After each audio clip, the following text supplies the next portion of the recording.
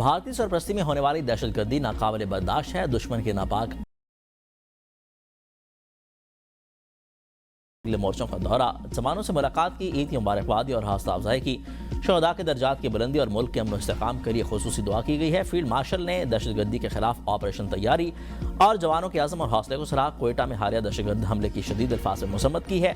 दहशतगर्दों और सहूलतकारों के खिलाफ भरपूर कार्रवाई जारी रखने का ऐलान किया है। दहशतगर्दों की बुज़दिलाना कार्रवाइयाँ कौम और अफवाज के हौसले पस्त नहीं कर सकती हैं। बलूचिस्तान के अवाम के साथ मिलकर दहशतगर्दों के आखिरी हद तक उनका ताकुब किया जाएगा।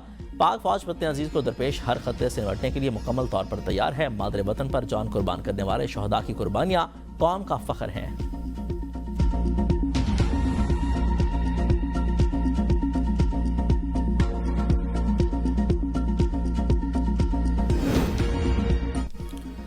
बजट में आवाम को क्या रिलीफ दिया जाए, महंगाई कम करने की कोशिश करें। नवाज शरीफ के वज़ीर-ए-आज़म शहबाज शरीफ को मुलाकात के दौरान हिदायत, कहा कि नून लीग विफाक और पंजाब में ऐसी पॉलिसियां बनाए जिससे आवाम को रिलीफ मिले। वज़ीर-ए-आज़म शहबाज शरीफ सदर मुस्लिम लीग नवाज से जाती उम्र में जाकर ईद मिले हैं और उनको मुबारकबाद दी है। वज़ीर आला पंजाब मरियम